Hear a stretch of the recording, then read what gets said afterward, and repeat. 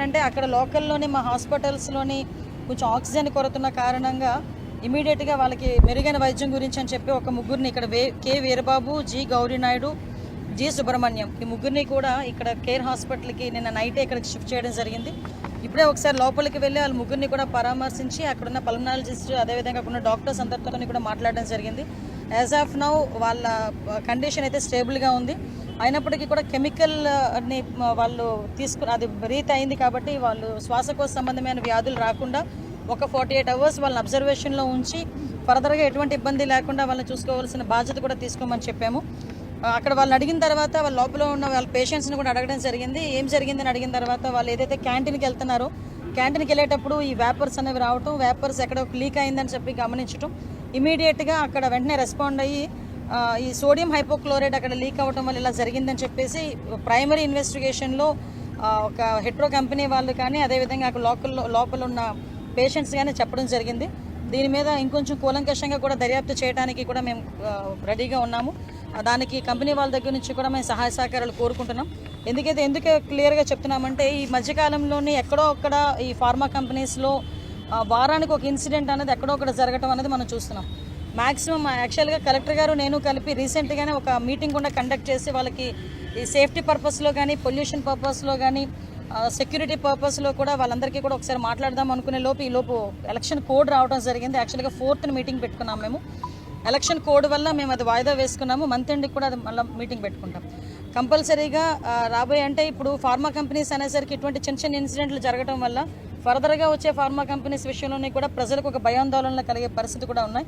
అటువంటివి ఏమీ లేకుండా సేఫ్టీ మెజర్స్ అన్నీ కూడా తీసుకొని ఈరోజు ఫార్మా కంపెనీస్ నడిపే పరిస్థితి కూడా ఈరోజు ఈ గవర్నమెంట్ తీసుకుంటుంది. అదేవిధంగా ఇప్పుడున్న ఫార్మా కంపెనీస్లో కూడా ఎక్కడ కూడా ఇటువంటి ఇన్సిడెంట్లు మళ్ళీ జరగకుండా చూసుకునే దానికి కూడా ఒక హై లెవెల్ కమిటీని కూడా ఏర్పాటు చేయడానికి కలెక్టర్ గారు కూడా సిద్ధపడ్డారు.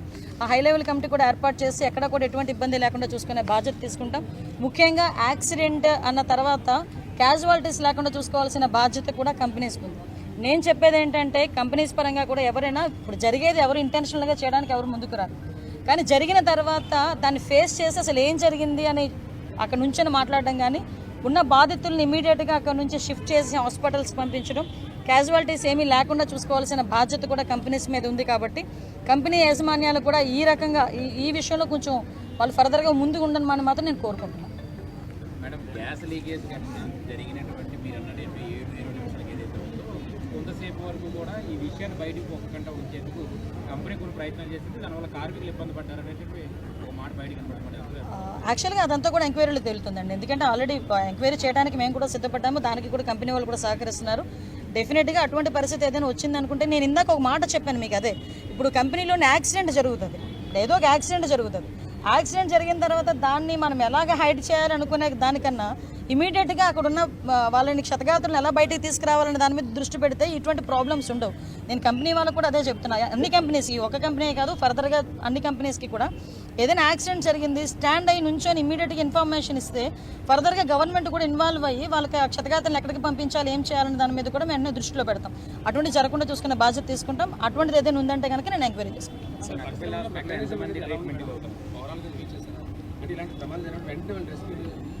యాక్చువల్గా వీళ్ళ దగ్గర ఫైర్ దగ్గర నుంచి ఎవ్రీథింగ్ రెస్క్యూ ఆపరేషన్స్ ఉండాలండి. ఈవెన్ దో ఇటువంటి కెమికల్ ఫ్యాక్టరీస్లో కెమికల్ ఎక్కడైనా మనకి లీక్ అయిన తర్వాత కెమికల్ లీక్ దాన్ని న్యూట్రలైజ్ చేయడానికి కూడా వాళ్ళ దగ్గర ఎక్విప్మెంట్ అంతా ఉండాలి. ఎస్పెషల్లీ ఇవన్నీ ఉన్నాయా లేదా అనేది మీ అందరికీ తెలుసు. నేనేదో ప్రతిసారి మాట్లాడే విషయం కాదు. లాస్ట్ 5 సంవత్సరాల అయితే గాలికి వదిలేశారు. మళ్ళీ మేము స్ట్రీమ్ లైన్ చేయడానికి మొదలు పెడుతూనే ఆ క్రమంలో భాగంగానే లాస్ట్ టైం మీరు అబ్జర్వ్ చేసిన ఎసెన్షియా కంపెనీ అయిన తర్వాత కూడా ఇమీడియట్గా ఒక మీటింగ్ ఏర్పాటు చేసుకుని కెమికల్ ఫ్యాక్టరీస్ అందరితో కూడా మొత్తం ఆల్ ఎమ్మెల్యేస్, మినిస్టర్, అదేవిధంగా కలెక్టర్ అందరితో కూడా మీటింగ్ ఏర్పాటు చేసుకుని ప్రతి ఒక్కరు కూడా ప్రికాషనరీగా ఎక్విప్మెంట్ కానీ ప్రికాషనరీ సూట్స్ కానీ ఎవ్రీథింగ్ ఉండాలి అని చెప్పేసి మేము ఆ రోజు వాళ్ళకి ఇన్ఫర్మేషన్ ఇచ్చాము, ఇన్స్ట్రక్షన్ కూడా చేసాం. ఎస్పెషల్లీ దాన్ని బేస్ చేసుకుని ఫర్దర్గా వాళ్ళు ఏం చేశారని తెలుసుకోవడానికి, ఇంకా ఏం చేయాలని చెప్పడానికి మనం యాక్చువల్గా మీటింగ్ పెడదాం అనుకున్నాం. చిన్న ఎలక్షన్ కోడ్ వల్ల మీటింగ్ పెట్టలేకపోయాం. ఎలక్షన్ కోడ్ అయిన వెంటనే కూడా దాని మీద కూడా మీటింగ్ పెడతాం.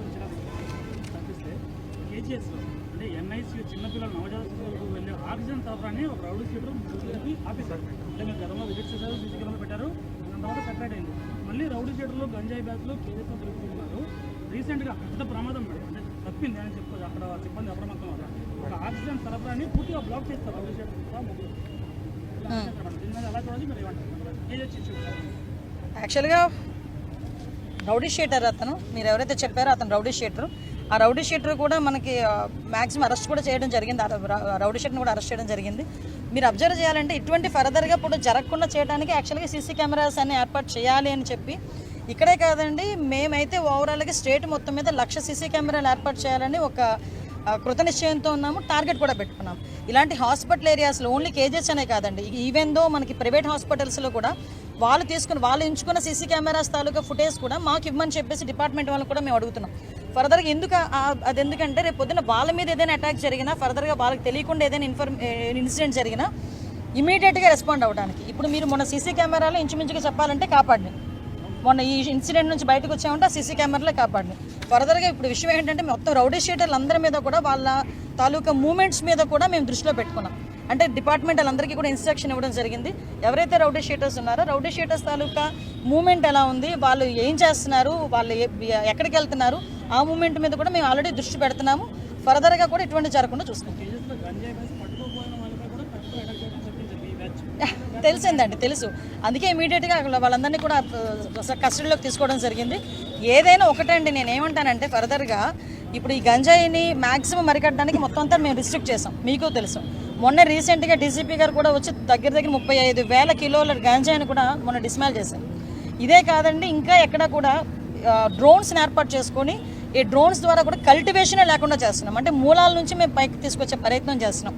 కాబట్టి ఆ డ్రోన్స్ని ఉపయోగిస్తున్నాము, సీసీ కెమెరాలు ఉపయోగిస్తున్నాము. ముఖ్యంగా ఈ లా అండ్ ఆర్డర్ విషయంలోనే కానీ, రేపొద్దున్న క్రిమినల్స్ని పట్టుకునే విషయంలోనే కానీ, ఇన్వెస్టిగేషన్ విషయంలోనే కానీ విజిబుల్ పోలీసింగ్ అయినా ఇన్విజిబుల్ పోలీసింగ్ మీద ఎక్కువ ఆధారపడేటట్టుగా మేము చేస్తున్నాం. ఎందుకంటే పోలీసులు ఎంతవరకు పని చేయగలరు అంతవరకు పనిచేసినా మిగతాదంతా కూడా సీసీ కెమెరాలు, డ్రోన్స్, సర్వేలెన్సెస్లో కనుక ఉంటే ఫర్దర్గా కూడా ఎటువంటి ఇబ్బంది రాదనే ఉద్దేశంతోనే మేము పనిచేస్తున్నాం. లేదండి, అంటే ఇప్పుడు యాక్చువల్గా మీరు నాకు ఇన్సిడెంట్ తెలిసిన తర్వాత ఒకసారి వెళ్దాం అనుకున్నా.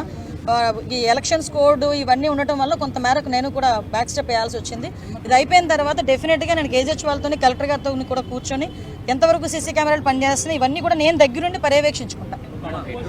సంబంధించి గత ప్రభుత్వంలో రాజీపేట గ్రామస్తులు లేదా చుట్టుపక్కల ఉన్నటువంటి గ్రామాలు అక్కడ ఉన్నటువంటి ప్రాబ్లం ఏదైతే ఉందో, అంటే వ్యర్థ పదార్థాలని సముద్రంలోకి తెలియచేసేటువంటి వాతావరణం అప్పుడు ఏదో సద్దుమడుగు చేశారు. సో మీ గవర్నమెంట్ వచ్చింది, అంటే కూటమి ప్రభుత్వం వచ్చింది. సో ఈ పొల్యూషన్కి సంబంధించిన దాని మీద ఎలాంటి చర్యలు తీసుకోబోతుంది? యాక్చువల్గా పొల్యూషన్ కంట్రోల్ బోర్డుకి సంబంధించి కూడా మేము లాస్ట్ టైం మాట్లాడినప్పుడు ఏదైతే పైప్ లైన్ ఎంతవరకు వెళ్ళింది సముద్రంలోకి, అంటే సముద్రం లోపల వరకు వెళ్ళిపోతే ప్రాబ్లం ఉండదు.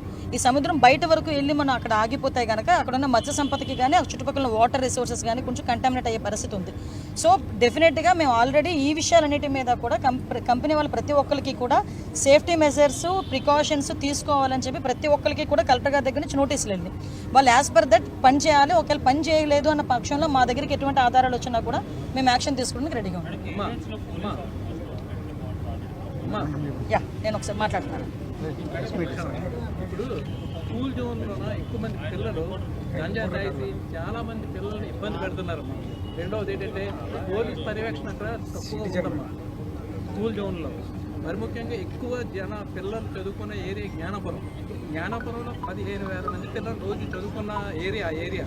ఆ ఏరియాలో సాయంత్రం స్కూల్ విడిచినప్పుడు, స్కూల్ మొదలుపెట్టినప్పుడు పిల్లలు విచ్చలవిడిగా తిరిగి వాళ్ళు ఇష్టం వచ్చినట్టు ప్రవర్తించడం, పిల్లలు ఇబ్బంది పెట్టడం, తప్పుగా మాట్లాడటం, ఆ విధంగా చేయడం జరుగుతుంది. దానికి కొంచెం మీరు ఏమైనా తప్పకుండా మీరు యాజ్ ఎ సిటిజన్గా మీరు ఇచ్చిన సలహాను నేను తీసుకుంటాను.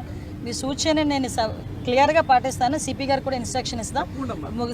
సపరేట్ పెట్రోలింగ్ కూడా అక్కడ ఏర్పాటు చేయమని చెప్తానండి. స్కూల్ వెళ్ళే టైంలో కానీ అయిపోయిన తర్వాత కూడా మీరు అన్నట్టు జ్ఞానాపురం అటువైపు ఏరియాలో కొంచెం ఆ ఏరియా కూడా కొంచెం ఇబ్బందికరమైన ఏరియానే. డెఫినెట్గా అక్కడ ఆడపిల్లలకి కానీ అక్కడ పిల్లలకి కానీ ఎటువంటి ఇబ్బంది లేకుండా చూసుకుంటాం. ముఖ్యంగా స్కూల్లోని గంజా ఆ విషయం ఒక్కొక్కసారి చెప్పాలంటేనే కూడా చాలా బాధ అనిపించే పరిస్థితి. మేము చాలా సందర్భాల్లో చెప్పాం స్కూల్స్ వరకు వెళ్ళిపోయింది గాంజా అన్నదని. ఆ గాంజాని ఎలాగ రిస్ట్రిక్ట్ చేయాలి, గాంజాని ఎలా అరికట్టాలనే దాని మీద మేము స్పెషల్గా టాస్క్ ఫోర్స్ అనేది కూడా ఏర్పాటు చేశామండి. మీకు కూడా తెలుసు, ఈగల్ అని ఒక టాస్క్ ఫోర్స్ని కూడా ఏర్పాటు చేసుకున్నాము. సపరేట్గా దానికంటూ సపరేట్గా ఒక ఫైనాన్షియల్ వాటికి కూడా సపరేట్గా పెట్టుకొని వాటి ద్వారా మూలాలతో పాటు పీడీ యాక్ట్ కూడా పెట్టామండి. ఈరోజు గాంజా ఎవరైనా తీసుకున్నట్టుగా కానీ సరఫరా చేసినట్టుగా కానీ మా దృష్టికి వస్తే వాళ్ళని ఈజీగా వదిలిపెట్టే పరిస్థితి కాదు. ఏదో కేసు కట్టేసి జైలుకి పంపించి బెయిల్ మీద వచ్చే పరిస్థితి కాదు. వన్స్ గంజా కేసులో కనుక పట్టుబడితే పీడీ యాక్ట్ పెడుతున్నాం. అది ఎవరైనా ఓకే. మీకు ఇంకో విషయం, నేషనల్ క్రైమ్ రిపోర్ట్స్, నేషనల్ ఈ నార్కోటిక్ సెల్ ప్రకారం కూడా మనం చూసుకుంటే ఫర్దర్గా పాస్పోర్ట్లు కూడా సీజ్ అయిపోయే పరిస్థితి ఉందండి. వాళ్ళకి తెలియట్లేదు. ఇప్పుడు చాలామంది గాంజా సరఫరా ఏదో డబ్బుల గురించి చేస్తున్నారు, కానీ గాంజా సరఫరా చేస్తే వాళ్ళ తాలూకా పాస్పోర్ట్లు కూడా సీజ్ అయిపోతాయి దొరికితే అన్న సంగతి కూడా చాలామంది తెలియక విద్యార్థులు వాళ్ళ భవిష్యత్తు పాడు చేసుకుంటున్నారు. కాబట్టి వీటన్నిటి మీద కూడా పబ్లిక్గా మీరు కూడా సిటిజన్స్గా మేము అందరం కలిపి ఒక అవేర్నెస్ క్యాంప్స్ కూడా క్రియేట్ చేద్దాము. డెఫినెట్గా కూడా మంచి రిజల్ట్ వస్తుంది. Thank you. సందర్శించారు. ఇక్కడ చాలా మంది గిరిజన యువత ఎవరికి పెడదవుతుంది గంజాయి ఒక ఎస్టీ కమిషన్ వాళ్ళందరూ డీటెయిల్స్ తీసుకుని మాట్లాడి ఏమైనా వాళ్ళకి సహకారం అందించడానికి ఏమైనా వాళ్ళు మా ఆల్రెడీ గంజా కేసుల్లో వచ్చారండి వాళ్ళు. వాళ్ళకి బెయిల్స్ రావడానికి కూడా చెప్పాను కదా, గాంజా కేసు అంటేనే బెయిల్స్ కూడా రావు. సో చాలామంది ఎస్టీ యువకులు ఇంచుమించు మీరు అన్నట్టు మన విశాఖపట్నం సెంట్రల్ జైల్లో ఉన్న వాళ్ళలో 50% ఎన్డీపీసీ కేసెస్ వాళ్ళు. సో వాళ్ళందరినీ కూడా పరిస్థితి ఎలా అయిపోయిందంటే వాళ్ళందరినీ బయటికి పంపిస్తే వాళ్ళు ఎలా చేస్తారు, అలాగని బయటికి పంపించేదానికి బెయిల్స్ కూడా వాళ్ళకి రావాలి. బట్ బెయిల్స్ వచ్చే పరిస్థితులు కూడా కనిపించట్లే.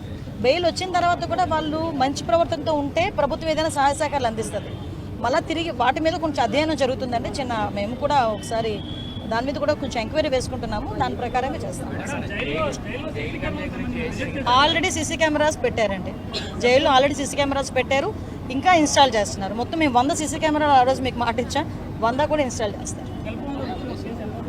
కేసు ఎంక్వైరీ అవుతుంది. కొన్ని మీరు నన్ను అడగకూడదు, నేను చెప్పకూడదు.